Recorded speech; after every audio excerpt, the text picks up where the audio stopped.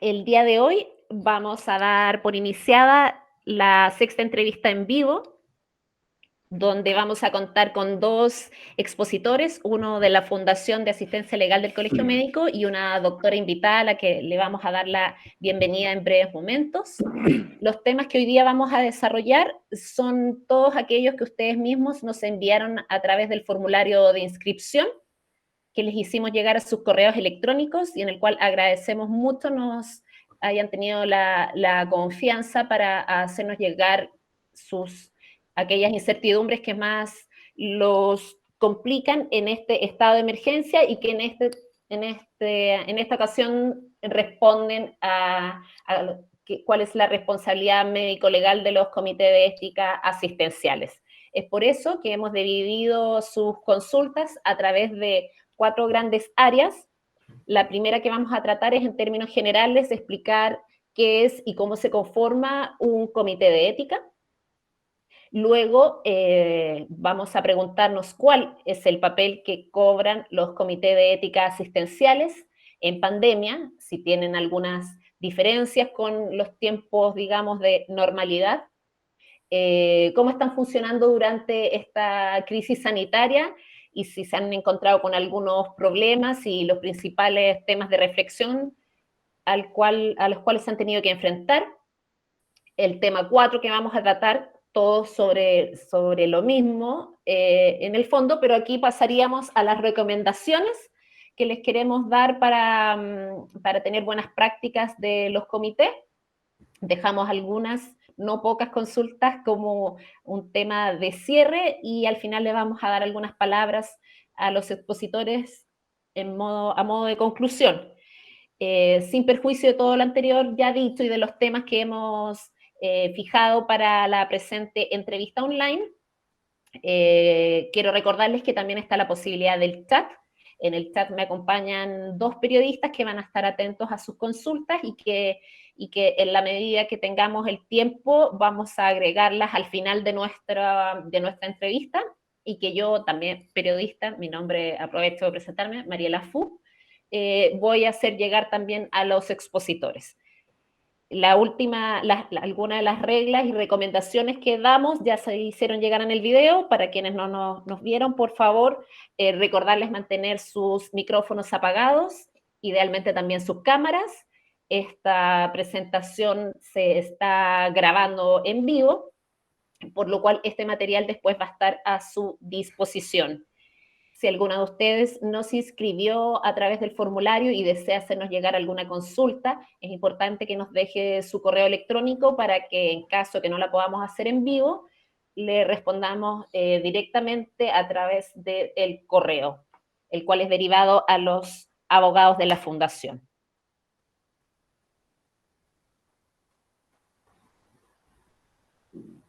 Con esto quiero entonces darle la cordial bienvenida a todos los médicos y médicas que se encuentran hoy día presentes. Dejar de presentar, ahí sí. Quiero darles la bienvenida, agradecerles a todos los médicos y médicas que nos vienen acompañando desde abril y también a aquellos que por primera vez se encuentran conectados a nuestra entrevista en vivo. Mi nombre es Mariela Fu, soy la encargada del área de docencia de la Fundación y en nombre de la Fundación de Asistencia Legal del Colegio Médico de Chile, les doy la bienvenida a esta sexta entrevista en vivo del segundo ciclo sobre COVID.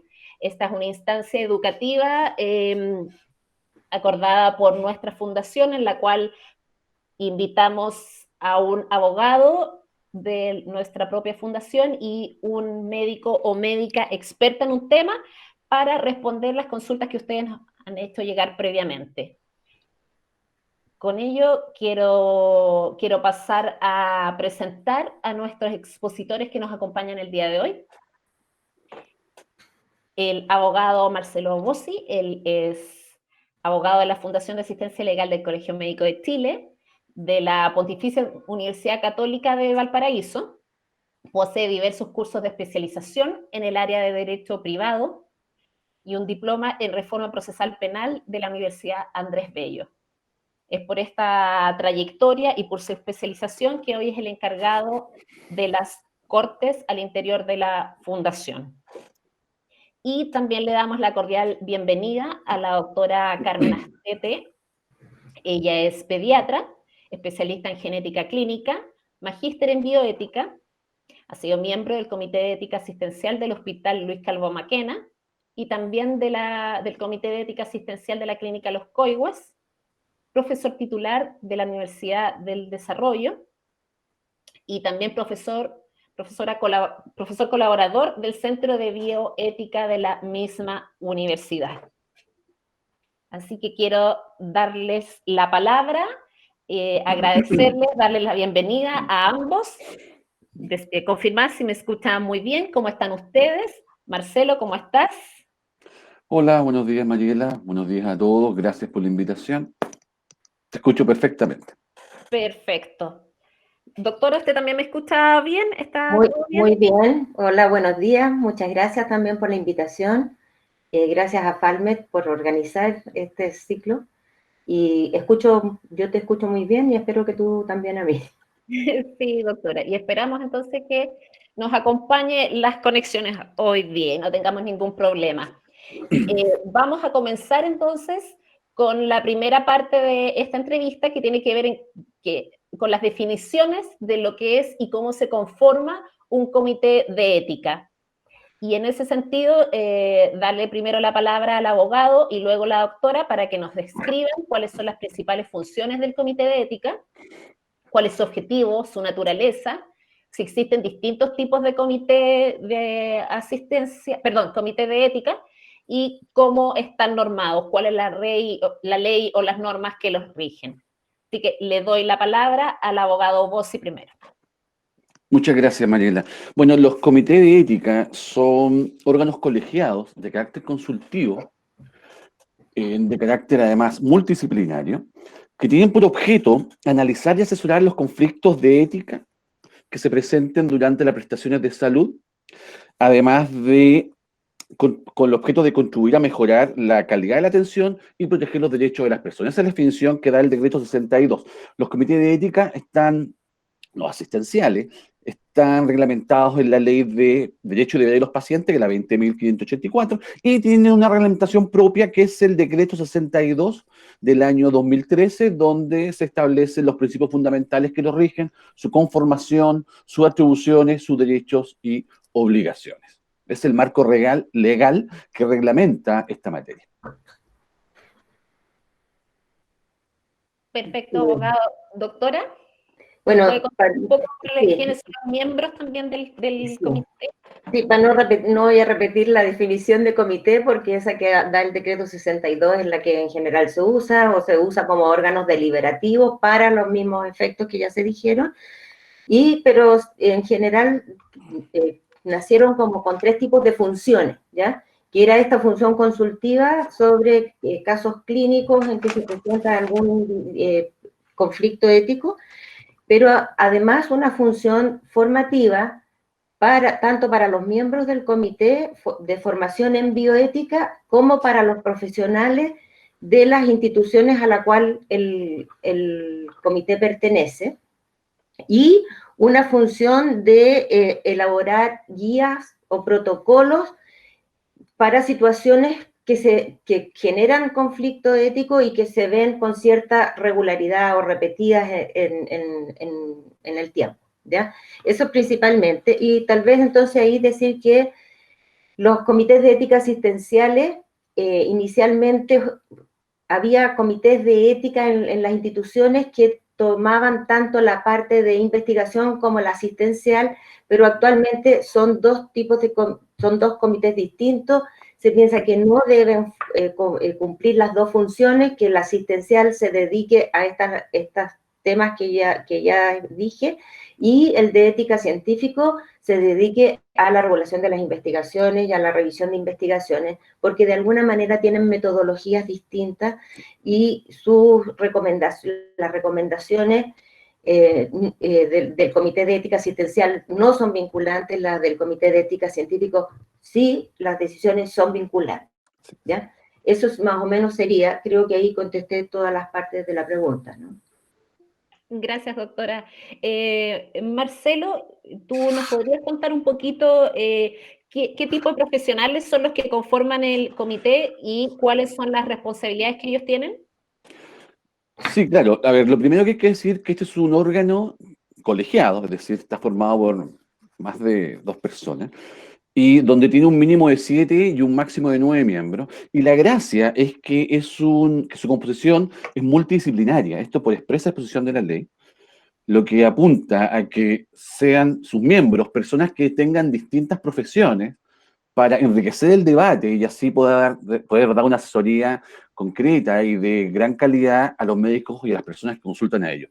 Ahora, concretamente, lo que establece la normativa es que dentro de sus miembros tienen que haber 3 profesionales del área de la salud, debiendo al menos ser uno de ellos un médico cirujano, y este o alguno de los otros miembros debe tener conocimientos de formación básica en bioética. Además, debe estar, como mínimo, un miembro de la comunidad y además un licenciado en Derecho que tenga conocimiento acreditado en legislación sanitaria.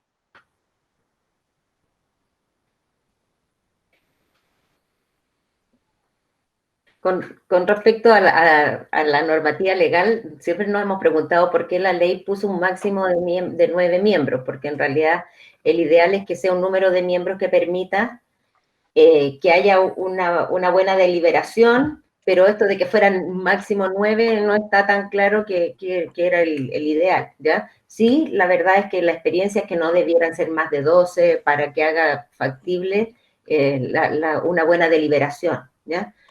Y el tipo de, entonces, si bien la ley fija el mínimo de personas que deben haber, nosotros tratamos de que haya asistentes sociales, que haya psicólogos, bueno, que se puede considerar que son profesionales de la salud, pero no habría una restricción para que una persona que tiene interés en profundizar en temas de bioética, que tuviera otra profesión, se incorporara a un comité de ética. Nosotros, mientras más visiones tuviéramos, puede ser más enriquecedor la Incluso deliberación. a veces invitan a pacientes, ¿puede ser? A ver, el tema más difícil siempre es encontrar este representante de la comunidad o alguien que dé una visión que sea como desde afuera del ámbito específicamente de salud, porque nos hace darnos cuenta de repente de cosas que estamos dando por obvias y que no para toda la gente es así. Si incorporar padres o pacientes dentro de los comités también es bien dudoso, porque de repente eso puede generar como una restricción en el sentido de tomar una posición muy de defensa de un gremio o de un tipo de paciente, y lo que queremos es que las personas que estén ahí no tengan restricciones externas en cuanto a su libertad de deliberación, ¿ya? Entonces, que no esté como tan comprometida con un grupo típico de padres o de pacientes. Siempre hay que evaluar cada persona y que tenga, no sé, que sea prudente. Esa es la idea. Perfecto, doctora. ¿Y cuál es el rol que tiene el médico dentro de esta constitución del comité? La idea es que todos los miembros tengan igual, la opinión de todos los miembros tenga igual importancia, ¿no es cierto? Pero el médico probablemente tiene que aportar con sus conocimientos de la medicina, especialmente, ¿ya? Y así todo, no siempre el médico va a saber de todos los aspectos de toda la medicina. Muchas veces, dependiendo de la patología del paciente que se está estudiando, uno puede invitar a un especialista en esa área a que le aclare cosas, pero probablemente el médico va a tener, a diferencia de lo otro, esa función de explicar los hechos en cuanto a los datos médicos y los tratamientos y las posibilidades y qué significa cada uno de ellos. Gracias, doctora. Abogado, si las decisiones del comité de ética, por lo menos los asistenciales, no son vinculantes, ¿cuál es la responsabilidad personal que tiene el médico del comité y cuál es la responsabilidad colectiva en caso de que un caso se llegue a judicializar? ¿Tienen algún respaldo legal sus decisiones? Hay ciertas materias respecto a las cuales el comité está llamado a resolver, que la ley establece que no se genera responsabilidad ni penal ni civil a su respecto. Ahora, en las otras materias se aplican las reglas generales, es decir, si una persona realiza una actuación de carácter negligente que provoca daño, va a responder como cualquier ciudadano. ¿No? Eso no hay mayor diferencia. Lo que sí, acá lo que se plantea es una exención de responsabilidad en aquellas materias en que la reglamentación establece que es obligatorio para ellos dar su opinión. Ahora, su opinión siempre es una recomendación, jamás es vinculante. Por lo tanto, quien en definitiva va a tener que tomar la decisión fundada o no en lo que el comité le proponga es el tratante. Pero respecto a la responsabilidad del comité de ética, ella está exenta en ciertas materias, aquellas que la ley establece que es obligatorio que ellos den su consejo y el resto se aplica a reglas generales.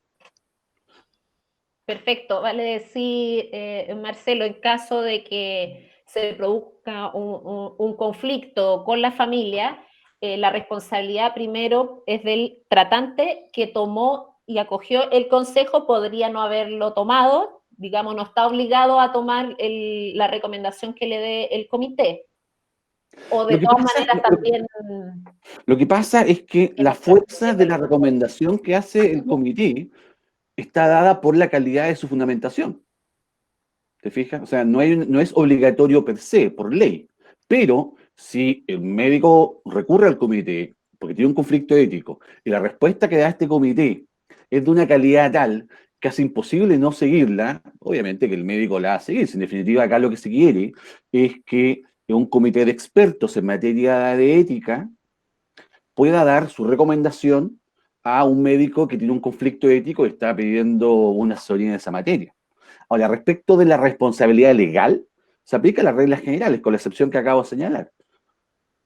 Y esa responsabilidad va a depender si concurren o no los elementos que la constituyen. Una actuación que sea culpable y que provoque daño, y existe una relación de causalidad entre ambos, entre la actuación y el perjuicio o daño que alega la persona que supuestamente lo sufrió. A ese respecto de la regla general. Pero la gracia del comité es que sin ser vinculantes sus consejos, sus resoluciones, por la calidad que ellas tienen, en definitiva, el médico que recurrió a ello debería o no utilizarla. Perfecto. Doctora, ¿cuándo se recomienda que un médico o un equipo tratante acuda al comité? ¿Cuándo se recomienda? Y después le voy a preguntar a Marcelo si en algunos casos debe, como que si fuese un deber el tener que recurrir al comité. Doctora. La idea es que siempre que existe un conflicto moral que el médico siente que no tiene suficiente fundamentación y no lo deja tan tranquila la decisión que está tomando, pudiera recurrir al comité. También en aquellos casos en que hay desacuerdos dentro de los equipos médicos en cuanto a cómo actuar frente a un paciente o cuando hay desacuerdos con la familia o con el paciente mismo, es importante a lo mejor ir a buscar más miradas, ¿no es cierto?, y otras opiniones de manera de poder, resolver estos conflictos de forma que no se pierda la confianza en los tratamientos, no haya tanto distrés para los equipos médicos. El problema está tal vez en que los médicos están capacitados para tomar decisiones éticas frente a los pacientes, y sobre todo cuando son decisiones simples, pero la cosa cuando se va complejizando, muchas veces no hay como conciencia absoluta de cuál es el momento en que sería ideal consultar, y la sensación que tenemos es que muchas de las consultas llegan bastante tarde, no debería, y esa sensibilidad para darse cuenta de cuándo está siendo el momento que sería el más oportuno, es lo que tal vez tenemos que trabajar más. Perfecto, en el fondo un poquito más preventivo y no cuando esté el conflicto ya un poco... Ya. Gracias, doctora.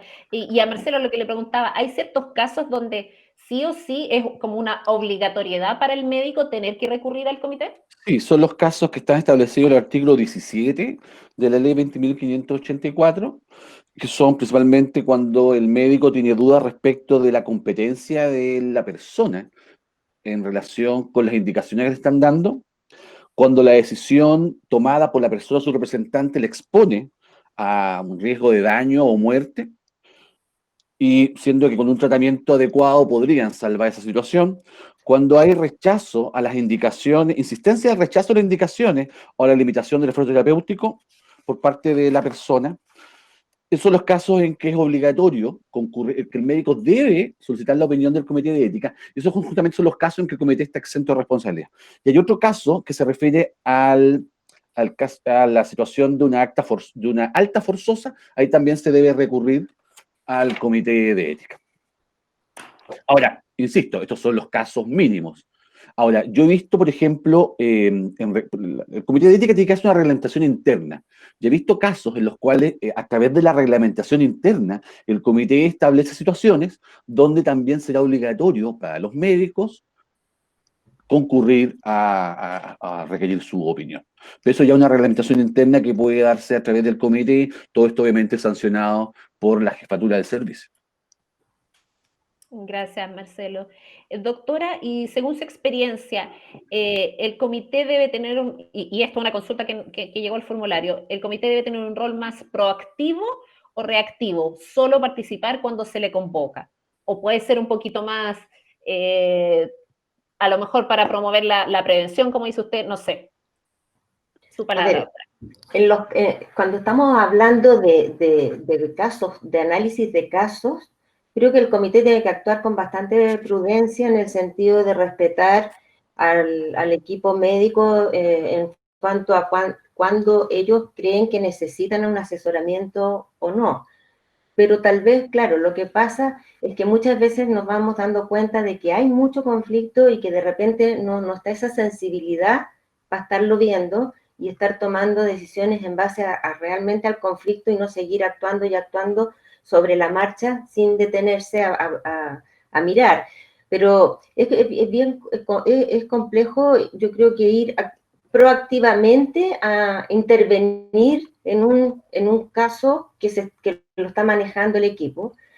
Ahora, lo que sí es claro que si alguien cualquiera que dentro del equipo perciba la situación de conflicto que se está viviendo, puede recurrir al comité, no necesariamente tiene que ser el médico tratante, puede ser la enfermera, podría ser o incluso también puede ser un pariente o el paciente, ¿ya? Así que, pero en ese sentido es complejo. Ahora, activo sí tiene que ser proactivo en crear en estar dándose cuenta de la necesidad de hacer protocolos y guías en todas estas situaciones que ya dijimos que son situaciones repetidas y que puede ayudar a la toma de decisiones clínicas cuando tenemos estas situaciones. Y bueno, y con respecto a la labor también educativa, también tiene que ser proactivo el comité, él el que tiene que estar proponiendo cómo hacer jornadas y cómo poder educar a los equipos. Perfecto. Estamos revisando el punto 1, donde estamos hablando de ciertas generalidades de cómo se conforman y cuáles son las responsabilidades de los comités. Marcelo, me gustaría consultarte a propósito de algo que dijo la doctora y me quedó la duda. ¿El paciente puede molestarse o negarse a que lleven su caso y lo discutan en un comité de ética? ¿Puede haber un quiebre de confidencialidad por eso? ¿O el médico está resguardado porque se justifica de que es parte también del tratamiento? A ver, si estamos en los casos que es obligatorio, el paciente no podría molestarse, puesto que es una obligación legal. Si estamos en los otros casos, tampoco creo que esto signifique que el médico lleve la consulta al comité de ética, no creo que signifique una violación al secreto profesional, toda vez que, o al secreto de la ficha, o a la confidencialidad de los antecedentes médicos, toda vez que podemos entender, y así se ha entendido respecto de las consultas sobre ética, que la actuación del comité de ética es una verdadera interconsulta que colabora en la práctica de la medicina o la prestación que se está otorgando a este paciente. Por lo tanto, queda dentro de la concepción de equipo médico que busca su bienestar y por lo tanto no estaríamos frente a una excepción. Perfecto, Marcelo. ¿Y De qué pasa? hecho, te comento, en algunas instituciones existe lo que se llama el encargado de la ética, que es una persona designada por el comité para efectos de colaborar con los equipos médicos para para colaborar en la resolución de conflictos éticos o asesorar a ese respecto. Se entiende que la actuación de esa persona es una interconsulta y por lo tanto queda registrar la ficha y se entiende que es parte del equipo médico, por lo tanto no estaríamos frente a una excepción a la confidencialidad de los datos clínicos de los pacientes. Muchas gracias por la aclaración, Marcelo. Continúo contigo preguntando, ¿qué puede hacer un profesional de la salud que quiere recurrir o necesita este apoyo, pero en la institución donde se desempeña no existe un comité de ética? ¿Puede recurrir a otros comités de ética? Y Sí, esto la lo ley, preguntamos en torno a que alguien preguntó también si existen comités de ética en los servicios de salud, por ejemplo. lo que pasa son dos cosas distintas. Lo que pasa es que en aquellos centros de salud, instituciones o prestadores que no cuenten con un comité de ética, pueden adscribirse al comité de ética de otro centro de salud y todos los conflictos que se presenten, o los cuestionamientos, o las consultas que se presenten en esa materia, lo realizan al comité de ética donde ellos están inscritos, no obstante que no sea el de su propio centro de salud. Respecto del comité de ética de los servicios de salud, la ley establece una competencia muy restringida a su respecto, en que se refiere a la posibilidad de constituir estos comités de ética asistencial para efectos de asesorar a los prestadores privados individuales que no estén adscritos a algún otro comité. Esa es la función que le otorga el artículo 2 del reglamento sobre comités de ética. Sin perjuicio de que el Servicio de Salud pueda establecer entidades que colaboren, que ayuden o que manifiesten su asesoría en materia ética para todas las entidades de su servicio. Sin perjuicio de eso, eso se puede hacer. Pero quienes están establecidos en la reglamentación con sus funciones y atribuciones son los comités de ética asistencial de cada centro de salud. Doctora, ¿quiere agregar algo respecto a este tipo de situaciones donde el médico quizás quiere recurrir y no sabe a quién recurrir, cómo resolverlo? Yo creo que es lo que dice Marcelo, que los pueden adscribirse a un comité que exista cuando no existe, pero cada día es menos eso, porque casi todas las instituciones están formando su propio comité, desde el minuto que para las acreditaciones se requiere tener comités bien conformados. O sea, si hay alguno que no tenga, lo importante para la acreditación es que cuente con uno. No, se puede estar, para la acreditación puede estar adscrito a uno, ¿ya? No importa si no lo tiene, pero se han ido preocupando las instituciones de tenerlo, lo hace más efectivo además que estar recurriendo a uno de otro lugar. Gracias, doctora. Con esto ya pasamos directamente al tema central que nos convoca y es cómo están funcionando y cuál es el papel que cobran estos comités durante la pandemia. Marcelo, ¿hay algún aspecto médico-legal que cambie en la situación de pandemia para los comités de éticos?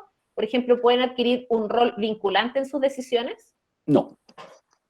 A ver, primero, la situación de pandemia, de un punto de vista formal, reglamentario y normativo, no modifica en nada. O sea, los comités de ética funcionan exactamente igual en una situación de pandemia como en una situación de normalidad. Eso es lo primero, el punto de vista normativo formal. Perfecto. Ahora, las opiniones del comité de ética jamás son vinculantes. De hecho, existe norma expresa que prohíbe que sus opiniones tengan carácter resolutivo. Eso es norma expresamente consagrada en la reglamentación. Por lo tanto, desde un punto de vista normativo formal, no hay ningún cambio. Ahora, imagino que en una situación de pandemia, atendida la mayor cantidad de conflictos éticos que eventualmente se pueden presentar, van a tener mayor trabajo, sin perjuicio de elaborar guías y protocolos para este caso particular. Pero tú preguntas, al punto de vista legal formal, no hay ninguna diferencia a ese respecto. Gracias, Marcelo. ¿Y qué rol adquiere el consultor ético? ¿Requiere un respaldo legal? Nos preguntaron Marcelo y después doctora. A ver, el consultor ético es una práctica que se viene realizando ya hace el último tiempo y que tiene por objeto acercar la función del comité de ética a los equipos en particular, entendiendo que el comité de ética no puede reunirse cada vez que exista un conflicto ético o una consulta ética Digamos el caso de que esto se presenta a las 3 de la mañana de un día sábado. Por lo tanto, muchas instituciones lo que han hecho es delegar a una persona que puede o no ser miembro del comité, normalmente lo es, para que colabore en el caso concreto, como parte de los equipos asistenciales, en la solución de los eventuales conflictos éticos. Estaba leyendo la experiencia que ha tenido a este respecto la clínica alemana, y la verdad es que se realizaron estudios y encuestas respecto a los equipos médicos de pacientes críticos y consideraban que era una fórmula bastante adecuada para solucionar este problema, toda vez que entendían, tanto para los médicos como para los familiares, porque tener a esta persona como parte del equipo, haciendo turno, concurriendo a ver a los pacientes, conversando con los familiares, permite un afiatamiento en la relación médico-paciente que en definitiva promovía primero que no existiesen conflictos éticos al respecto, y si estos existían, una solución más bien mancomunada a través de este consultor ético. Ahora, respecto de la figura legal, si estamos frente a un prestador de carácter público, no hay ningún problema en que la jefatura de servicio, quien tiene la facultad de hacerlo, pueda reglamentar el funcionamiento del servicio de la manera más eficiente posible. Y evidentemente que ayuda a la eficiencia el que exista una entidad como el consultor ético que permita colaborar con la prestación de ese servicio a los equipos médicos y a los familiares. Además que nosotros hemos visto en la fundación que una de las mejores formas de prevenir la judicialización de la medicina es, primero que nada, que los médicos obviamente actúen conforme a la buena práctica médica, y en segundo lugar, tener una buena relación médico-paciente. Y según la experiencia que yo constaté a través de una separata que narraba la experiencia en la clínica alemana, era que la presencia de esta persona favorecía una buena relación médico-paciente y por lo tanto, de la perspectiva nuestra, como fundación de representación de los médicos ante los conflictos judiciales, eso evitaba una eventual escalada en materia de judicialización de la relación médico-paciente. Por lo tanto, es una situación que constituye un beneficio desde ambas perspectivas. Gracias, Marcelo. Y una consulta, ¿el paciente puede acceder a conocer el documento del comité, la resolución a la que llegaron? ¿Puede el paciente conocerlo? ¿O eso, no sé, una pregunta que recibimos por ahí en el chat? Lo que pasa es que la resolución la recomendación del comité debería ir a la ficha clínica. La ficha clínica, la información de la ficha clínica no cabe duda que es del paciente, ¿ya? Entonces el paciente debería tener acceso.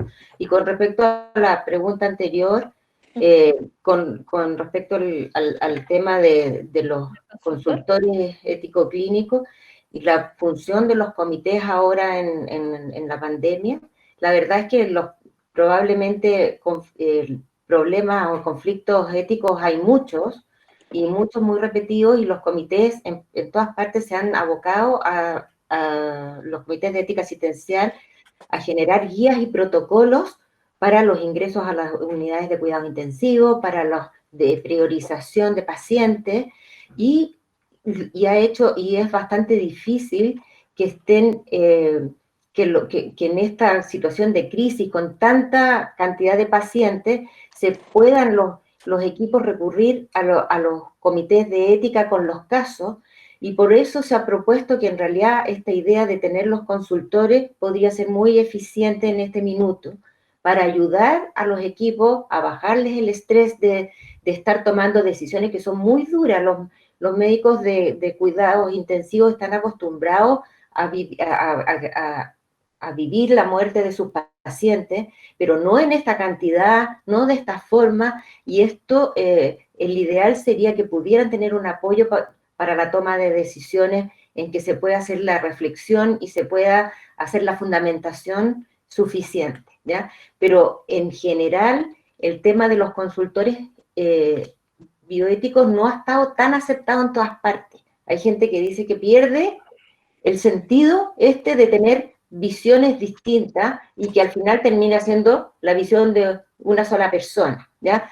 Y por eso entonces los consultores deberían ser muy bien formados en cuanto a la capacidad de respetar valores diferentes a los propios, a no hacer un asesoramiento muy directivo, como lo que hacemos en genética clínica, y que por eso también creo que se puede aprender.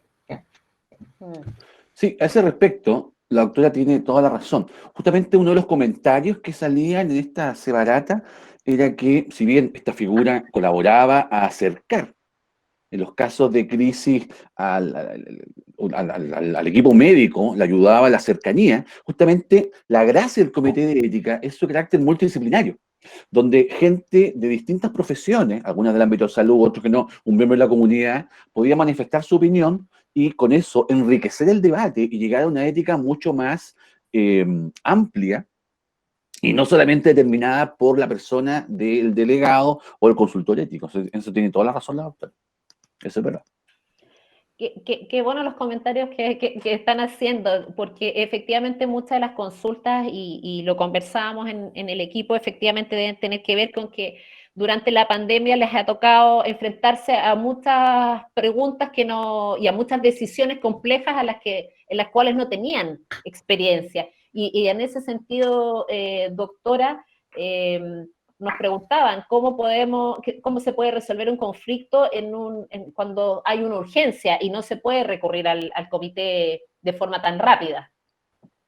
Bueno, en ese sentido, lo que antes dijimos, los médicos están siempre tomando decisiones morales, ¿ah? Siempre están pensando qué es lo bueno y qué es lo malo que yo podría hacer aquí, ¿ya? Y en la situación de urgencia van a se plantean igualmente esto y tienen que actuar. No está el comité de ética para reemplazar la decisión del profesional en la situación de urgencia. El profesional va a tener que actuar pensando con la mayor evidencia que tenga posible y hacer lo que le parece que en ese minuto es lo mejor, y ante la incertidumbre probablemente va a actuar por hacer todo lo que se pueda, lo que esté a su alcance para tratar al paciente, lo cual no quita que entonces en un segundo momento sí se puede hacer la consulta al comité y tomar las decisiones.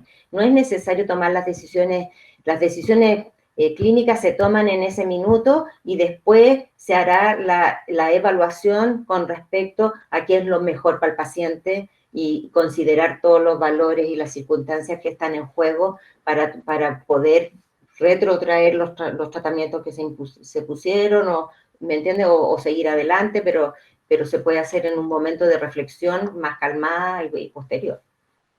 Perfecto, doctora. Entonces, A ese respecto, el consejo nosotros damos la fundación, ante una situación como la estamos describiendo, donde no hay un consultor, donde el comité, no se puede recurrir al comité de ética en un momento determinado, es que el médico lo converse con el resto de su equipo. Y que entre todos, o con otros médicos de mayor experiencia, o que converse con su jefe de servicio, cosa de buscar una reflexión que permita llegar a una solución del conflicto ético que están padeciendo en ese momento. gracias, Marcelo. Doctora, una consulta que recibimos es, se la leo tal cual, ¿cómo se debería asegurar la participación de las familias y su expresión de voluntades en este tiempo en que las reuniones de los SEA son virtuales? A ver, la participación de la familia no participa directamente en el comité, y la opinión del paciente, que generalmente es la que nos interesa al paciente, pero que si el paciente no está en condiciones, la opinión de la familia la recibe el comité a través de la información que da el médico tratante. Y por eso es súper importante que cuando se presentan los casos a los comités de ética, lleguen lo más completos posible, porque esos son factores para la decisión. ¿Cuál es la opinión del paciente? ¿Ya? ¿Cuál es el contexto del paciente? ¿Cuál es su realidad social? ¿Estamos?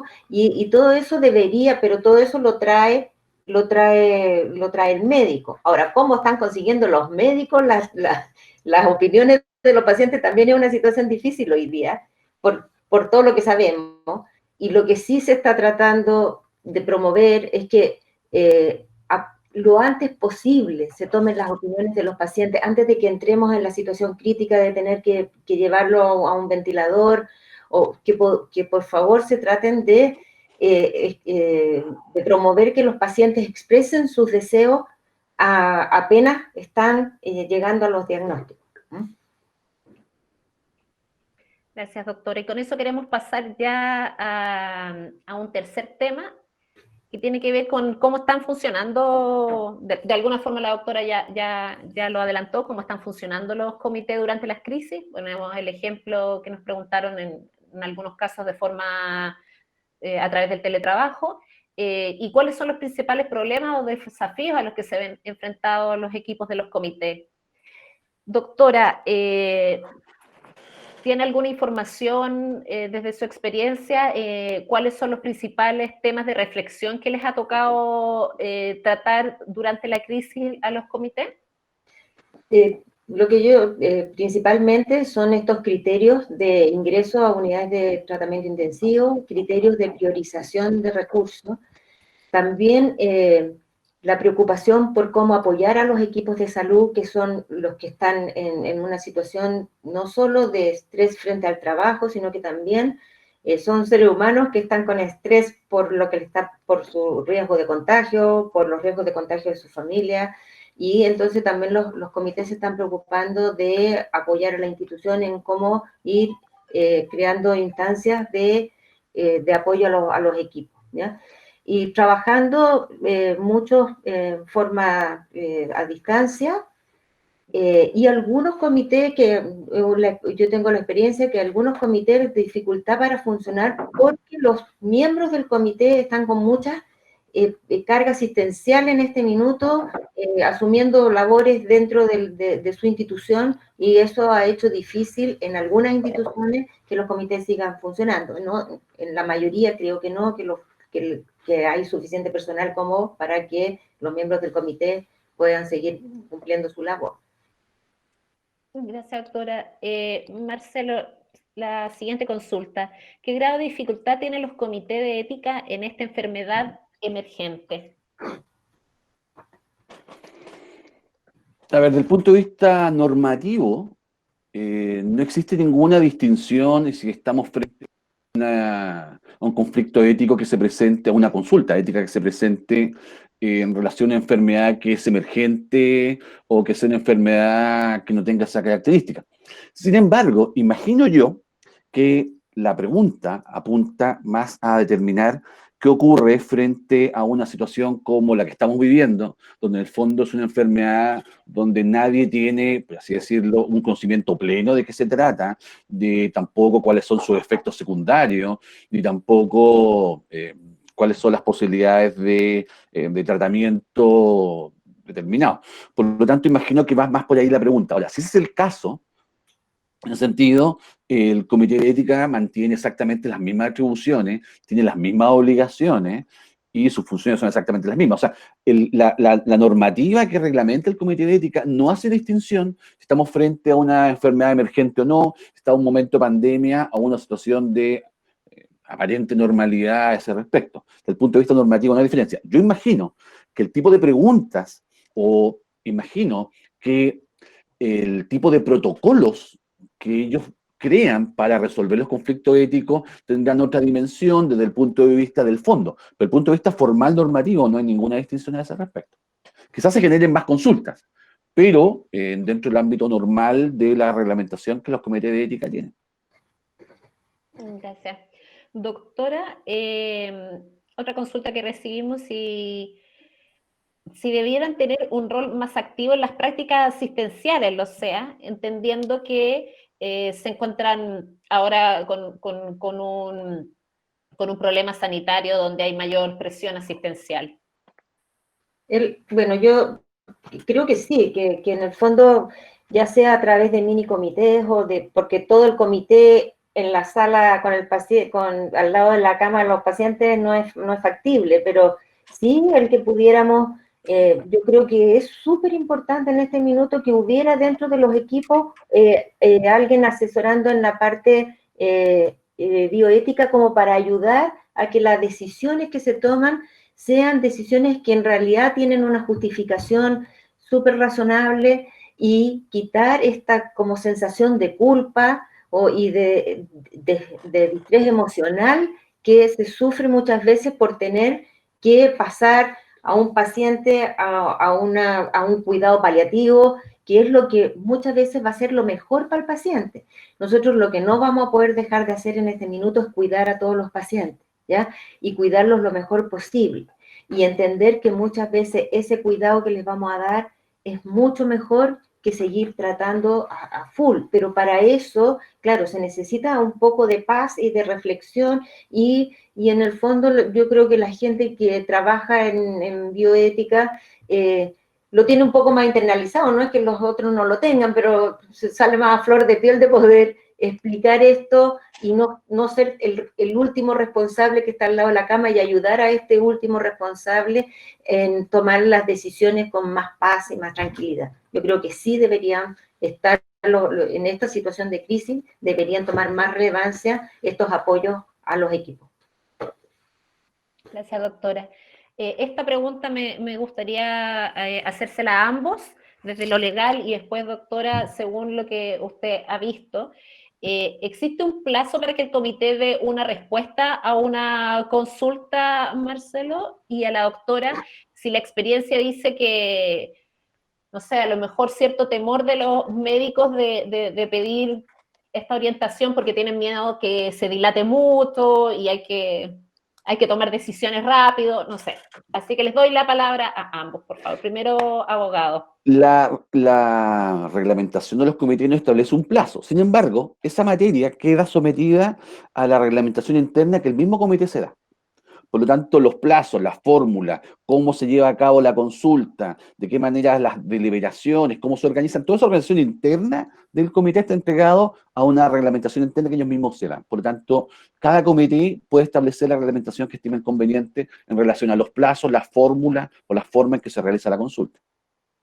En el sentido de la reglamentación es bastante amplia, otorgándole la libertad al comité para que decida cuáles son sus propias normas en esa materia. Perfecto. Doctor, y su gran experiencia, ¿cómo son esas normas, digamos? ¿Se dan Bueno, plazos dilatados? en la experiencia mía, nosotros no tenemos una norma con respecto al tiempo de respuesta, pero sí hay una relación muy directa con los equipos. Entonces, nosotros, si es un paciente crónico que espera un resultado, nos reunimos dentro de la semana, ¿ya? Pero pero hemos tenido casos en que en 2 horas nos reunimos los que podemos reunirnos dando un quórum mínimo porque hay una decisión que hay que tomar en ese minuto, ¿ya? Por lo menos del Calvo Maquena, en el comité del Calvo Maquena, funcionamos así y no son muchos los casos estos de tanta urgencia, pero sí tenemos varios casos en que hemos tenido que pacientes que ya están por entrar a pabellón y en último minuto alguien dice, pero ¿por qué este paciente se va a cirugía? No debe ir, ¿ya? Y está preparado el paciente y no hemos tenido que reunir para deliberar sobre la pertinencia o no de que el paciente se ha llevado cirugía, y así tenemos algunos casos. Entonces la idea es de tener un comité que pueda tener esta factibilidad de reunirse en un caso de emergencia, que generalmente no es todo el comité, porque eso es muy difícil que estuviera todo el comité en esta emergencia, pero sí por un mínimo se puede hacer.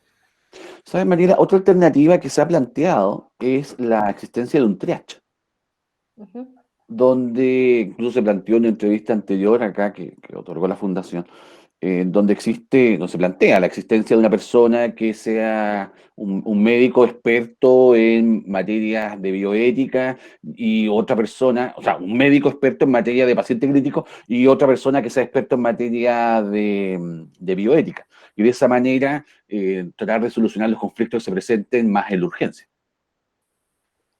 Gracias, perfecto. También, Marcelo, antes que se me vaya, ¿el quórum mínimo para que funcionen?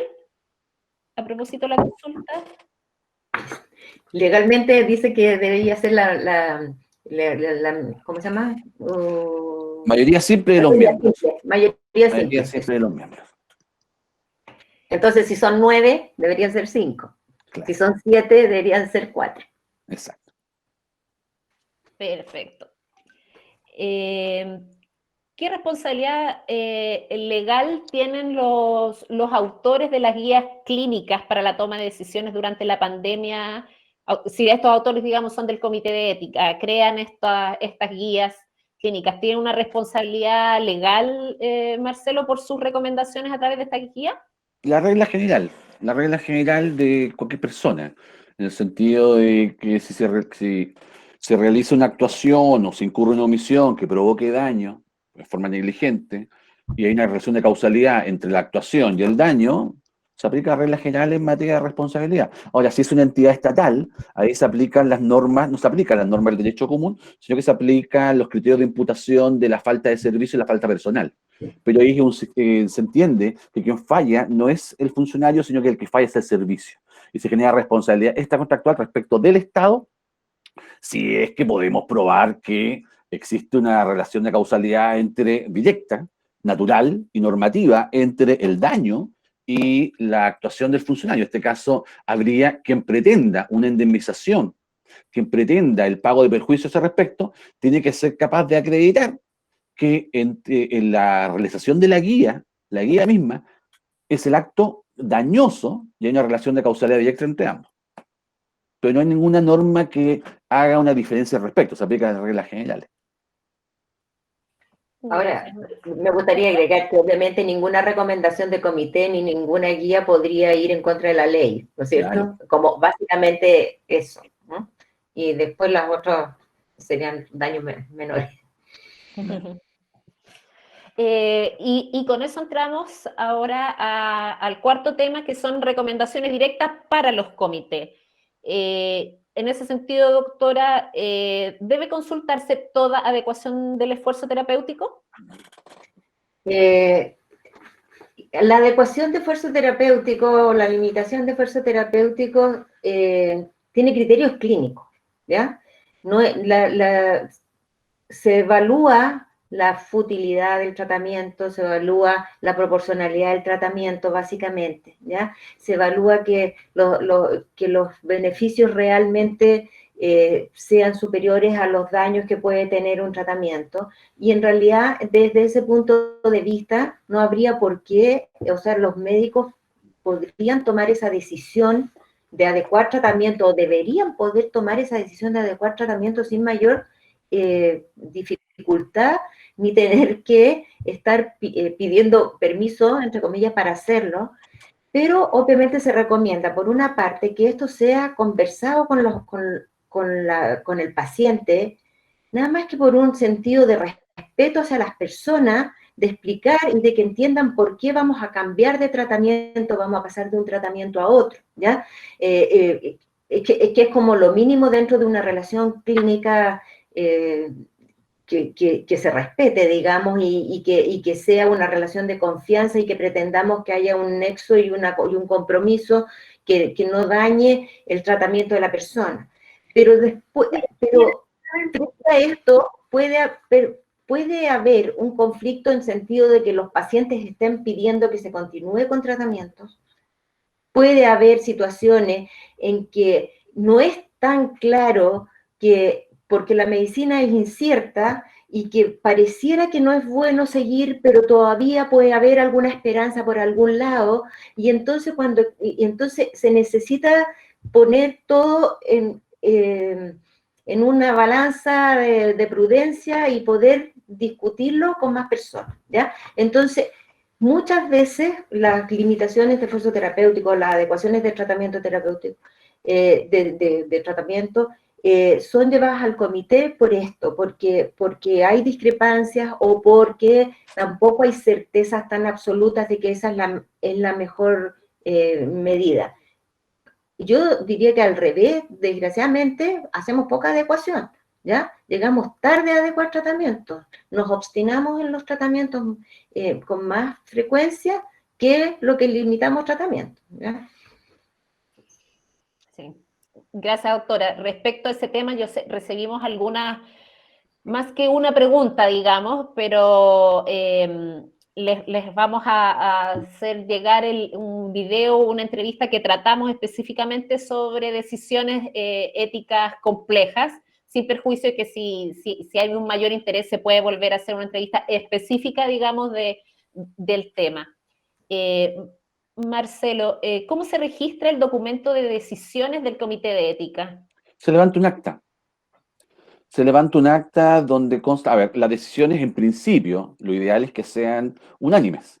Ahora, si no hay decisión unánime y se vota al respecto, se levanta un acta donde se establece la opinión de la mayoría y luego la opinión de los votos de minoría. Ah, perfecto. A mí, con respecto a eso, como experiencia, porque yo fui muchos años la secretaria del comité y teníamos un acta, pero era complejo poner el acta completa en la ficha. Entonces al final, o sea, y eso hacíamos. Pero después, si les sirve de experiencia a algunos que tienen comité, lo que hemos hecho es que hacemos un acta que va para el registro de las actas del comité completa y un resumen del acta, un resumen nada más que con los diagnósticos del paciente, los pronósticos, las recomendaciones que hace el comité y los fundamentos de la recomendación, que es lo que nos parece que es lo importante para el equipo tener y saber y la familia de cómo se resolvió, ¿ya? Y entonces la idea es tener estos dos instrumentos, pero tiene que ir algo a la ficha, eso es de todas maneras. Perfecto. Y doctora, ¿las auditorías médicas podrían ser insumos para tratar los casos? Podrían ser, sí, para sacar normativas, etcétera, de darse cuenta de cómo algunas prácticas uno podría hacer algunos protocolos para mejorar la calidad de la atención. La ética tiene que ver con la bioética, con la calidad de la atención, digamos. O sea,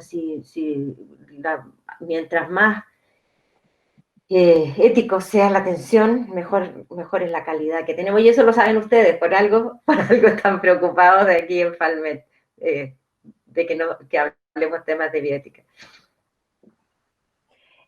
Doctora, yo sé que Marcelo lo tocó antes, pero me gustaría saber desde su punto de vista la consulta que nos habían hecho llegar sobre promover la conformación de comités de triage y que algunos miembros del comité de ética participen de estos triage. ¿Qué opina usted? A ver, yo entiendo que estos triage era para decir que cuáles casos son para llevar al análisis bioético. Yo no tengo muy claro cuál era la idea de esta conformación de estos triage, ¿ya? Pero no sé si sería mejor lo que habíamos dicho antes, de que hubiera un apoyo de bioética en los equipos que están directamente tratando con los pacientes. ¿Ah? Y un pequeño comité de apoyo. Sí.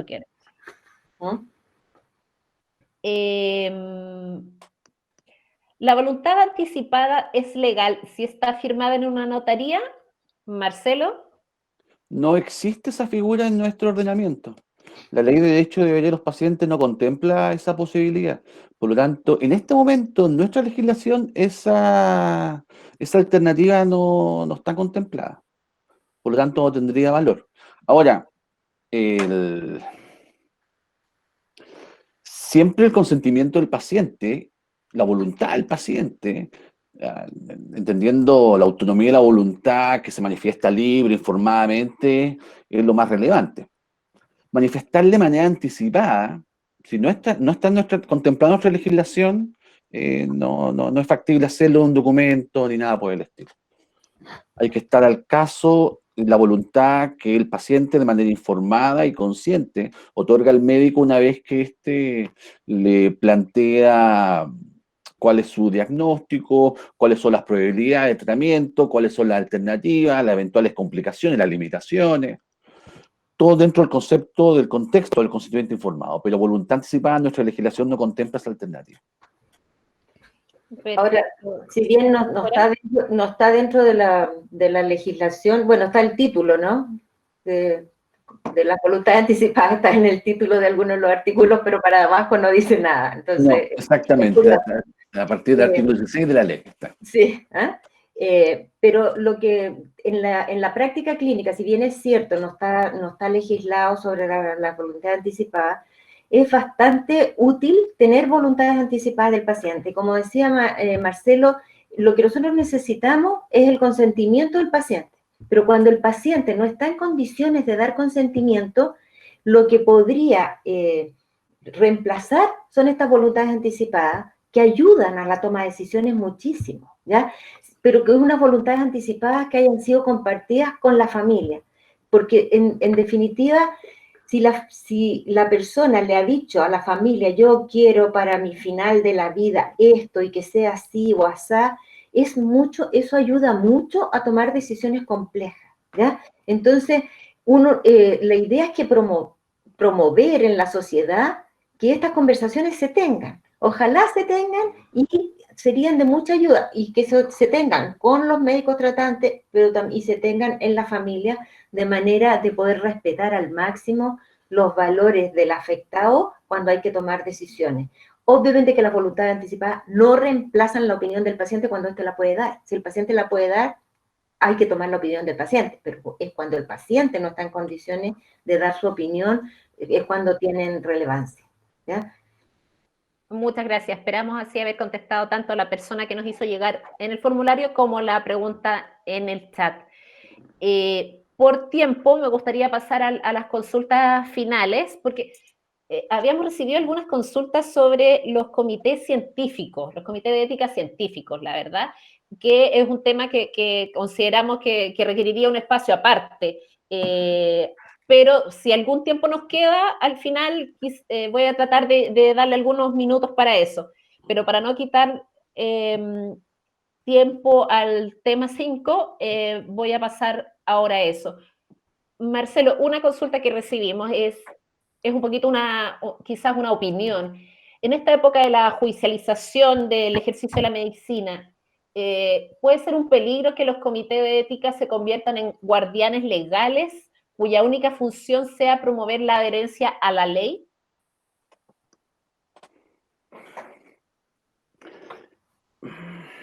A ver,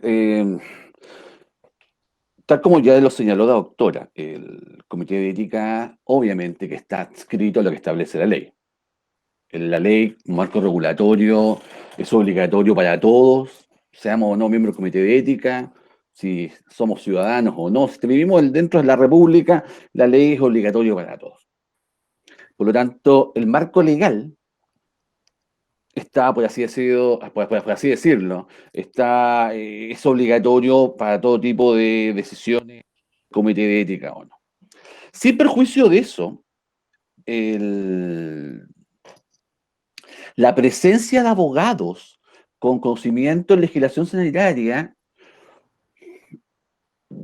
no sé, lo que pasa es que una cosa es el carril de lo legal y otra cosa es el carril de lo ético.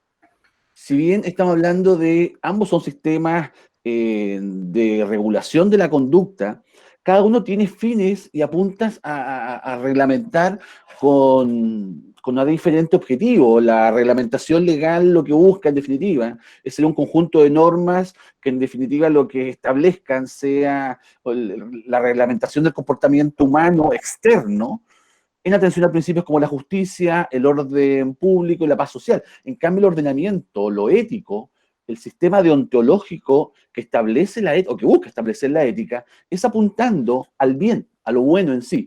Por lo tanto, en principio, y esto obviamente aterrizándolo en los principios de bioética que establece de medicina, el no ensañamiento, buscar el bien del paciente, el cuidar más que curar, la proporcionalidad, ¿te fijas? Entonces, esos principios éticos, bajo ninguna perspectiva, podrían contradecirse con la parte legal. Por lo tanto, que existe un abogado en el comité de ética, dificulto que, en definitiva, motive que el comité se convierta en una entidad que solo busca el respeto de la ley, porque, en definitiva, sin perjuicio que hay que respetarla siempre, los objetivos de cada uno son distintos. El comité de ética lo que busca, en definitiva, es solucionar los conflictos en materia ética que se presentan durante la prestación de la salud. Y en atención a este conflicto, establecer prácticas, protocolos, instrucciones que en definitiva permitan una protección ética del paciente en el contexto de la prestación de salud. Por lo tanto, en principio, dificulto que eso ocurra. Pero yo lo veo desde un punto de vista normativo legal, no sé cómo ocurrirá en la práctica. Ahí no. Doctora, A ver, se puede enfocar la pregunta de dos lados. Uno, si los comités se van a transformar en defensores legales de los equipos médicos. Y no, o sea, los comités no tienen esa función, está claro. No están para respaldar legalmente a los médicos. Pensado al revés, un médico que es demandado por alguna situación clínica, que ha recurrido al comité y que el comité, con buenos fundamentos y buenas razones, le ha sugerido una acción y el médico la ha tomado, probablemente le sirva, para justificar su actuar, siempre que también él pueda fundamentar, no solo por cómo fundamentó el comité, sino que puede fundamentar él desde su propia convicción, por qué lo hizo, cómo le sugirió el comité, ¿ya? Pero si los médicos quieren usar o quieren respaldarse yendo al comité, nada más que de la parte legal y no por un afán de buscar lo mejor para el paciente y la mejor solución clínica, yo creo que están mal, porque ahí probablemente le vamos a pedir mucho más que lo que le está pidiendo la ley y que cumplan con un montón de criterios éticos que son superiores a los criterios mínimos que le pide la ley, ¿ya? Entonces, no, como digo, depende por dónde enfoquemos esta pregunta. Ahora, respecto a la defensa de los médicos, nosotros siempre la fundación, y así lo planteamos en las charlas, en las conferencias, lo fundamental, la mejor defensa que tiene un médico es actuar conforme a la buena práctica médica. Actuar conforme a la lex artis es la mejor manera en que tiene el médico de estar confiado, tranquilo respecto a su actuación. Sin perjuicio de eso, anotar todo en la ficha. Es fundamental que el médico registre el porqué de las decisiones que toma, y acá hago eco lo que acaba de decir la doctora. Si se presenta un conflicto ético dentro del equipo, o el médico tiene un conflicto ético y tras un razonamiento, una reflexión, lo soluciona por sí solo, o con la ayuda del resto del equipo, de conversar con otras personas, con otros médicos, mayor experiencia, con la jefatura del servicio, qué sé yo, dejaré de esto constancia en la ficha. O sea, si la preocupación es cómo defendernos bien, yo creo que la primero es, esto es lo que enseñamos nosotros como abogados, en actuar conforme a la buena práctica médica, porque eso excluye una actuación culpable que pueda generar responsabilidad. Y segundo, dejar constancia en la ficha de la reflexión, de las conclusiones de esta materia. Ahora, obviamente que hay una complementación entre lo ético y lo jurídico. Ya, o sea, si bien son carriles distintos, hay una complementación.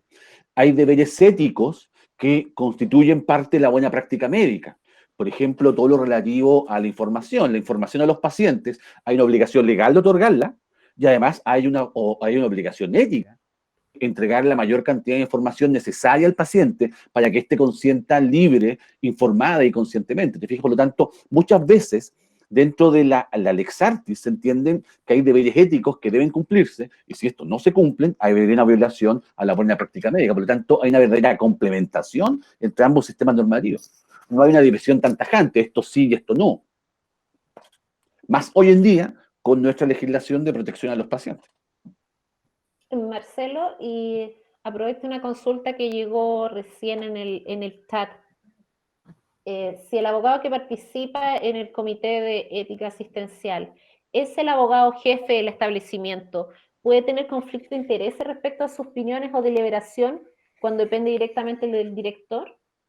Yo creo que justamente el carácter multidisciplinario del comité justamente tiene la virtud de evitar que la opinión de uno de uno de sus miembros valga más que la otra, porque si bien la opinión del colega del punto de vista legal es importante, también va a ser importante la opinión de la persona experta en bioética, la opinión del médico que esté presente, que respecto de su perspectiva de la medicina y de la ética hospitalaria. Por lo tanto, si bien la presencia del abogado sirve para determinar cuál es el marco jurídico, la gracia de disciplinario yo creo que podría solucionar o evitar que se manifieste ese tipo de conflicto. Pero ahora depende de cada caso concreto, o sea, lo ideal sería que ese conflicto de intereses no se presentara, pero la gracia que sea multidisciplinario y que sea un órgano colegiado, yo creo que tiende a evitar que la opinión del abogado sea más prevalente que la del resto. Por eso que más que se vota. Doctora, no sé si quiere agregar algo sobre esa consulta. Sí, o sea, es bien importante que las personas que participan en el comité tengan libertad y no estén pauteadas, digamos, desde fuera, y por eso también se habla si deben estar los directivos de los hospitales o de las instituciones en los comités, y yo creo que depende bastante de la persona de que estemos hablando, ¿ya? Hay personas que si van a imponer y no van a dejar que las otras opiniones se expresen, obviamente no es conveniente que estén. ¿Ya? Pero si tienen una libertad suficiente para poder analizar cada caso en su mérito, sin imposiciones desde afuera, creo que no hay inconveniente de que participen en el comité, ¿no?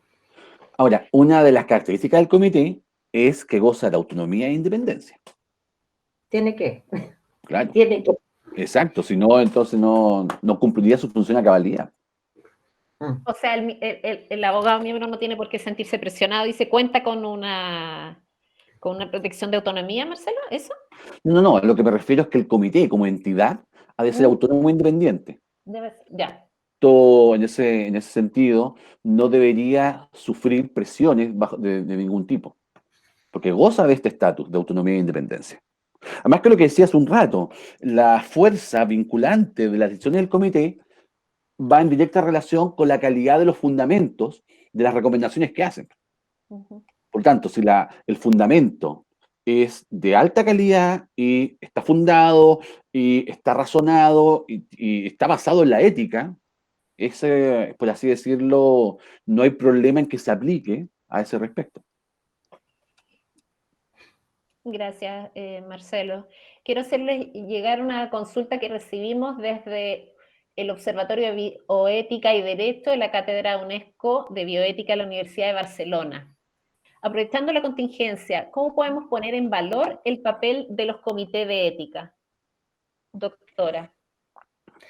Yo creo que es súper importante hoy día darnos cuenta de que la ética tiene un rol en las decisiones trascendentes, sobre todo en estas etapas de crisis. Y a mí me parece que nos ha mostrado, esta pandemia nos ha mostrado muchas cosas, la urgente necesidad de que estemos todos muy formados en bioética. Si bien es cierto, hoy día la bioética es una exigencia en los programas de las escuelas de medicina y de las profesiones de la salud, se aplica de muy diferentes maneras. Mi experiencia es que tiene un valor en créditos que es poco, por lo tanto, estas cosas sí le dan o no le dan la importancia que tiene, ¿ya? Entonces, mucho más importante, tenemos la clase de bioética y después tenemos la de bioquímica y hay prueba de bioquímica, es que nadie está ni atento a la clase de bioética, ¿ya? Entonces, yo creo que, y después, cuando hablamos de los equipos de salud, los equipos de salud tampoco, ni siquiera mucha de la gente, mi generación, no tuvimos bioética, yo creo que la bioética estaban haciendo, yo soy tan antigua que estaban haciendo cuando yo estudiaba, pero la mayoría, muchos de las personas que están en salud hoy día no han tenido formación en bioética, ¿ya? Y no es que, y esto no se trata que la gente sienta que no es moral, si todos son morales, pero lo que hay que tratar es de aprender cómo a fundamentar bien las decisiones que se toman y que ojalá todos pudieran manejar bastante estas herramientas. Por último, la sensibilidad de ver cuáles son los valores que están en conflicto, de saber que aquí hay un conflicto, por lo menos darse cuenta de eso, ¿ya? Entonces yo creo que esta pandemia nos puede ayudar a relevar la importancia de la bioética en ese sentido. Y por otro lado, creo que la bioética está jugando un papel muy importante en ayudar en estos protocolos y además estar atento a que cada cambio del conocimiento de lo que significa esta enfermedad, hay que estar atento a cambiar los protocolos porque podemos ir mejorando las acciones, como por ejemplo hoy día en que ya dejamos a todos los parientes fuera de las instituciones de salud y ya se está pensando en cómo podemos volverlo a que hagan una compañía que es importante para las personas que están en situación de enfermedad. Eso yo creo que sería desde mi punto de vista. Gracias, doctora. Y quería leer un caso abierto donde nos consultan que si es bueno convocar al comité. Un paciente con diagnóstico de cáncer terminal e infección respiratoria no COVID en hospitalización domiciliaria. El paciente está consciente, pero su familia o sus familiares, su familiar aquí dice, se niega a administrar antibioticoterapia por considerar que se le está prolongando la vida. ¿Se debe consultar o convocar al comité? ¿A quién le preguntas? A mí. Doctora, primero sí. Oye, si se debe, nunca es obligación, nunca hay un deber de consultar porque todo va a depender de cuán conflictuado se sienta el médico frente a esta situación, ¿ya? El derecho a rechazo, existe el derecho a rechazo de tratamiento y está puesto hasta en la ley, ¿ya? Las personas pueden rechazar tratamiento. Ahora, el tema aquí, como está planteado el caso, es que un familiar se niega a que le den el antibiótico. Y si el paciente está consciente, el que se puede negar a recibir el antibiótico es el paciente, no el familiar, ¿estamos? Entonces, y habría que ver cómo estaba, se había evolucionado esta patología, cuánto es lo que se había conversado antes, si había directrices previas de cómo se iba a actuar o no, y entonces podría ser que fuera, si hay tanta duda y no estamos claros, o el médico no está claro y el comité le podría aclarar estas cosas, de que si el paciente está consciente tiene que ser él el que rechace, que tiene derecho a rechazar, ¿ya? Y que esas son cosas que se deben aclarar. Entonces puede ser que fuera conveniente que consulte si él no ha podido aclarar esos puntos. No sé si queda claro. Me parece que sí, no sé, Marcelo, si quiere. No, concuerdo plenamente algo. con la opinión de la doctora. Sí, en definitiva, quien debe decidir es el paciente. Es la autonomía de voluntad del paciente, la que otorga debidamente informado. Y eso es labor del equipo médico. La labor del equipo médico es informar, pero que en definitiva dice sí o no, acepto o no acepto, es el paciente. En eso concuerdo plenamente con la doctora, que es el paciente el que debe manifestar su opinión, su voluntad y no los familiares, estando el paciente consciente. O sea, en definitiva, el médico antes de convocar al comité debería tratar de conocer cuáles son las inquietudes del paciente y si por algún motivo eso no se puede, quizás requiere una asesoría mayor. El tema no, el tema está en que el comité está para el conflicto ético, para manifestar su opinión ante el conflicto ético. Si no hay conflicto, entonces no es necesario. Y aquí no sabemos, claro, si hay Claro, o no. si se presenta aquí un conflicto, efectivamente ahí el doctor puede recurrir al comité para que este órgano multidisciplinario, colegiado, le diga, mira, en realidad, conociendo los antecedentes, esta es nuestra opinión, este es nuestro consejo. Pero para eso tiene que haber un conflicto. Si el médico entiende que no hay conflicto, entonces no se llega al comité. Perfecto. Aprovechando que nos quedan unos minutos y si pudieran ser tan buenos para respondernos un par de consultas de forma precisa y completa, doctora, ¿nos puede contar cuál es la responsabilidad que tienen los comités de ética científicos? Y específicamente, las preguntas que llegaron tienen que ver con el rol que pueden cobrar a propósito de hacer investigaciones de COVID, que en este espacio es muy importante. cómo obtener consentimiento informado, deben obtenerlo, eso, doctora. Bueno, con respecto a los comités de ética científico, hay normativas internacionales que se deben respetar con respecto a la investigación con seres humanos, y el rol fundamental de los comités de ética científico es la protección de los individuos que participan en la investigación, ¿ya? Y eso es protegerlos en todos los aspectos, de los daños secundarios, de los daños a posteriori, de la confidencialidad, etcétera, ¿ya? Porque cuando estamos hablando de investigación, estamos hablando probablemente de resultados que no son seguros y completamente inocuos, por algo estamos investigando, ¿ya? Entonces, el tema es que los comités de ética científico se deben regir por estas normas internacionales para aprobar o no el que se realice una investigación, ¿ya? Y por lo tanto, todas las investigaciones con seres humanos deben pasar por los comités de ética antes de realizar la investigación, porque de repente ocurre que ya la han realizado y van a pedir el permiso al comité. Debe ser antes, para que el comité de lo que se tiene que encargar es esto, de que realmente la investigación no esté poniendo en riesgo desmesurado a los individuos que van a participar de la investigación, y hasta donde se pueda prever. Y en eso, cuando estamos en el contexto de una pandemia, en que tenemos como una urgencia de investigación, y necesitamos resultados rápidos por el bien de la comunidad, es posible que haya algunas normativas que se podrían relativizar, pero la idea es, en principio, no, ¿vamos? No se puede relativizar nada. El consentimiento informado tiene que ir, el respeto por los pacientes tiene que ir, etcétera.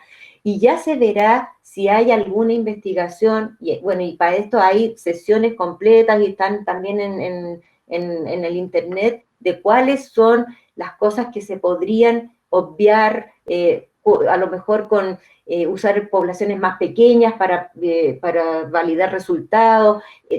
Hay algunas cosas, pero siempre protegiendo, al final, pandemia o no, protegiendo los derechos de las personas y la integridad y la dignidad de las personas. Doctora, y una pregunta súper específica. ¿Es rol del Comité de Ética sugerir cambios o correcciones de tipo científico a los autores de los proyectos? Sí, o sea, a ver, el Comité de Ética Científico puede que sea el mismo el que corrija ¿cómo se llama?, la calidad científica de la investigación, o a veces hay otro comité ad hoc que es el que ve la calidad científica. Pero lo que sí, el comité, una investigación que no tiene una calidad científica no va a dar resultados razonables o útiles, ¿estamos? Y por lo tanto, sí, el Comité de Ética Científico tiene esa labor, no puede aprobar una investigación en que se van a usar personas, se las va a poner en riesgo para que sus resultados no sirvan para nada, ¿estamos? Entonces, estoy hablando en lenguaje bien directo, ¿ya? Entonces, hay una responsabilidad del Comité de Ética Científico de revisar la calidad de la investigación, la metodología de la investigación, ¿ya? Y puede rechazarlo solo porque la calidad de la investigación no es concordante con lo que se está buscando. Muchas gracias, doctora. Con eso tratamos de tocar un poco el tema de los comités científicos. Aquí hay una consulta, la verdad, no sé si la persona nos la puede repetir un poco mejor o desde el principio, porque está un poquito cortada, habla de los off-label y uso compasivo, sé que no se enmarcan en una investigación clínica. No sé si es una respuesta, una consulta muy clínica, doctora, o alcanzamos a abordar algo. Bueno, es que esto del uso compasivo de medicamentos, el ideal es que no se haga, ¿ya? Y el ideal es que lo que no está demostrado no sea utilizado en clínica, más que en lo que no está demostrado se utilice bajo condiciones de investigación. porque o si no va a terminar siendo el resultado de eso, va a ser una casuística que no nos va a dar mayor conocimiento, no nos va a mejorar mucho los resultados hacia adelante, lo que podríamos usar para otras personas, etc. ¿Ya? Entonces la idea no es estar usando cosas que no están demostradas, ¿ya? Pero obviamente en la situación concreta a veces se usa, y por eso es un tema bastante largo. Yo creo que quedaría para una reunión completa sobre el uso compasivo, porque no es en principio la idea es que tiene que ser muy bien justificado, ¿estamos? Y a lo mejor sí, eso debería ser una consulta a un comité de ética asistencial, el uso compasivo de un medicamento en una situación definida. Yo creo que sí debería pasar por una consulta que no sea una decisión exclusiva del tratante, ¿ya? Y ver si se justificaría o no. Muchas gracias, doctora. Y con estos pequeños minutitos que nos quedan, le quería dar la palabra a cada uno de ustedes, un minuto cada uno de tiempo para que nos digan y vayan cerrando las conclusiones. Recordándonos para que los médicos se vayan con algunos mensajes fuerza respecto a cuál es el sentido y cuál es la importancia que tiene que ellos recurran cuando lo consideran necesario y la ayuda que puede ser para ellos el contar con esta herramienta consultiva que es el Comité de Ética. Marcelo. Bueno, tal como se señaló, la virtud de un comité de ética con la característica que establece la ley es que en el fondo permite la búsqueda de la solución de los eventuales conflictos éticos que se presenten durante la prestación asistencial. Además, este organismo, este órgano, tiene el deber de crear protocolos que permitan, que contribuyan a una mejor prestación médica asistencial desde la perspectiva de la ética.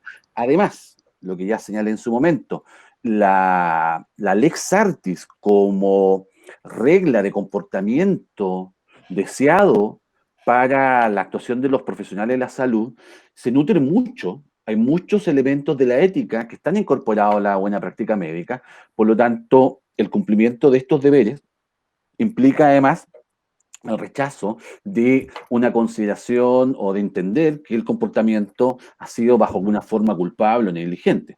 Ahora, hay que hacer la distinción. No todo deber ético es un deber legal. Relación a un deber ético implica una negligencia médica, pero en aquellas circunstancias donde la ley y la ética coinciden en el sentido de una buena práctica médica, es obviamente mucho mejor el respeto a la ética como parte de la buena práctica médica, con eso excluimos la posibilidad de un actuar negligente. Y que exista un órgano colegiado multidisciplinario en los centros de salud que permita a los médicos resolver los conflictos éticos, dar opiniones fundadas por personas que son expertas en la materia, obviamente que apunta a una mejor calidad de la entrega de salud y, de la perspectiva nuestra, que es lo importante, evitar eventuales judicializaciones de la relación entre el médico y el paciente. Por lo tanto, yo celebro la existencia de estos órganos y celebro que permitan colaborar, ayudar a los equipos de salud en otorgar una mejor prestación asistencial a los pacientes. Y no solamente desde el punto de vista de la Fundación, también como paciente agradezco que existan órganos, entidades que colaboren en este sentido. Gracias, Marcelo. Y muchas gracias por habernos acompañado durante 1 hora y media respondiendo las consultas. No, doctora, le doy la palabra para que también nos dé su opinión respecto a cuál es el rol, la importancia que tienen y finalmente el que han cobrado en este contexto de pandemia donde el dinamismo y además su larga extensión, creo que bastante inesperada para todos, ha provocado harto estrés y harto conflicto para los médicos y cómo esto puede ser una ayuda también en la toma de decisiones. Doctora. Bueno, yo creo que, me llama decir que la práctica clínica nos enfrenta a muchos problemas y conflictos éticos que son, no necesariamente se resuelven de forma fácil, ¿ya? Y que los comités de ética no pretenden tener una superioridad moral con respecto a los juicios que hacen los clínicos, sino que simplemente ayudar a la reflexión frente a estos conflictos que no se resuelven con un código de ética de un colegio profesional, ni se resuelven nada más que con unas normativas. En el fondo lo que pretende la ética es poder reflexionar sobre la norma frente al caso específico y poder justificar a veces la transgresión de la norma por un fundamento ético frente a esta normativa. Entonces, y esto requiere un mínimo de formación, ¿estamos? Y lo que pretenden entonces los comités es poder ayudar a los clínicos en estas decisiones complejas. No estamos hablando y como digo, y que son situaciones complejas que se dan con cierta frecuencia en la práctica clínica, ¿ya? Que se han dado en la medida en que la ciencia ha evolucionado, la tecnología ha evolucionado, porque obviamente hoy día donde tenemos muchas herramientas, si ustedes piensan en la epidemia del 1918, no habían ventiladores mecánicos. Y por lo tanto, no había este conflicto de a qué paciente vamos a ingresar y a qué paciente vamos a sacar de la unidad de cuidado intensivo. Había que cuidar a los pacientes. Bueno, la mortalidad fue mucho mayor también por eso, ¿estamos? Pero en realidad lo que se nos ha ido generando es que tenemos muchas herramientas y que tenemos que estar reflexionando si vamos a usarlas todas todo el tiempo o con qué criterio y prudencia debemos usarlas o dejarlas de usar, ¿ya? Y entonces yo creo que los comités de ética asistencial tenemos la mejor voluntad de estar apoyando a los pacientes, no criticarlos, no juzgarlos en su acción, sino que ayudarlos a cómo seguir para adelante en cada uno de los casos clínicos, que nunca un caso es igual a otro, ¿ya? Nos sirve la experiencia que tenemos con otros casos, pero siempre hay una cosa o alguna diferencia. Y en esta pandemia yo creo que ya lo que hemos dicho, que se nos ha generado esta posibilidad o se nos ha hecho evidente la necesidad de que exista esta reflexión al lado de la cama de los pacientes o al interior de los equipos médicos que están estresados, que están súper demandados, humanamente muy comprometidos, y que podría ser un muy buen apoyo, y que por otro lado la labor de crear protocolos que deben estarse revisando en la medida que vayan apareciendo evidencias diferentes, también es una labor que no se puede abandonar en este minuto. Eso, y muchas gracias por la invitación y que le demos importancia a esto. A usted, muchas gracias, a nuestro abogado Marcelo Bossi y a todos los médicos y médicas que se conectaron no solo desde Santiago, aquí somos descentralizados, llegan médicos de todo el país y eso es una oportunidad que nos ha entregado esta herramienta y que nos gustaría mantener probablemente en el tiempo, así que les vamos a mandar una encuesta de evaluación para que ustedes nos digan en el fondo qué les pareció, y su valoración para nosotros es súper importante para ver qué otros temas podemos reforzar, y además para que nos digan qué tan útil está haciendo este material, y cualquier idea y propuesta para mejorarla, siempre bienvenida. Muchas gracias por haberse conectado. Esperamos encontrarnos con ustedes el próximo jueves. Les vamos a hacer llegar la invitación. El tema a tratar es bastante especial porque vamos a hacer un análisis, una revisión en derecho comparado para revisar qué conflictos médicos legales se han producido en aquellos países que ya están pasando por la nueva normalidad, digamos, están ya saliendo de la pandemia, evaluar cómo ha sido su experiencia desde los tribunales de justicia. Así que derecho comparado vamos a revisar la próxima semana, los dejamos a ustedes invitados, importante que se inscriban a través del formulario que les vamos a hacer llegar para que nos podamos integrar sus consultas en la pauta que va en vivo. Muchas gracias. Nos vemos entonces el próximo jueves. Perdón, es feriado el próximo jueves, si no me equivoco. ¿Es el próximo o no? No, creo que me queda uno. 9 y 7, 16, sí, porque debe Sí. ser 16 de julio, Santa Carmen, y Santo. Ya, entonces, porque cuando son feriados o algo, se traslada, claro, no va a ser el 16, sino que el 17 de julio. Así que ahí nos vemos. Muchas gracias a todos ustedes. Los esperamos. Muchas gracias. Hasta luego. Hasta luego. Hasta luego, doctora. Gracias. Chao.